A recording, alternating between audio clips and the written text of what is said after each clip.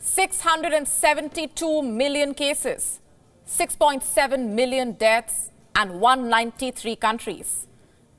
This is the havoc which the Chinese Wuhan virus has inflicted upon us.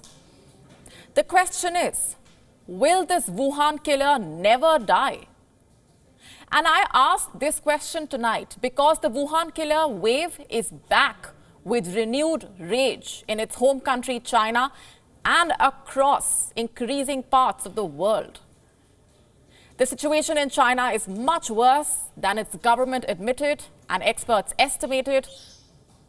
According to a new projection, China is going to see a larger and more prolonged outbreak, with infections reaching a higher peak and deaths breaking gruesome records. Have a look at the numbers. They are from the World Health Organization. They show which countries are reporting fresh infections. And let me remind you, these are figures from the last 7 days. Let me start with the United States. In the last 7 days, it has reported over 415,000 cases and 3,922 deaths. The sudden cancellation of the zero-COVID policy by Chinese Communist Party General Secretary Xi Jinping caused the Chinese to suffer a pandemic tsunami.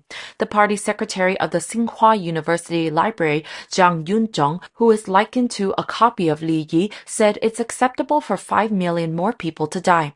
Chinese netizens have criticized this inhumane comments. Zhang said, despite a few million deaths, China already has 10 million deaths by 2021, so even with an additional 5 million deaths, raising the death toll to 50%, the mortality rate doesn't double, so it's still acceptable. This comment caused outrage on social media in China, with netizens denouncing him as a scum and a copy of Li Yi. If 5 million people die and the average pension per person is 4,000 yuan or $590, then the CCP will not have to pay more than $29.5 billion pension. For the CCP, death is just a number. You see, on the 8th of January, China reopened its borders. It allowed its people to travel abroad. Could this explain the spike in infections across the world? Some reports suggest as much. Like this one, it's from the 17th of January. Look carefully at what it states. On 4 flights out of China in December, 22% of the passengers were found to be positive. 22%. Genome sequencing of these passengers revealed that they carried over 5 mutations of Omicron. And this report says most of them went to Italy.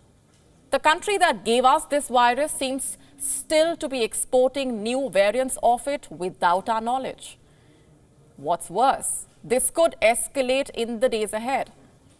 Look at this report. It came out this morning. It says flight bookings in China have risen by a colossal 60%. They are of Chinese citizens looking to spend their New Year vacations abroad.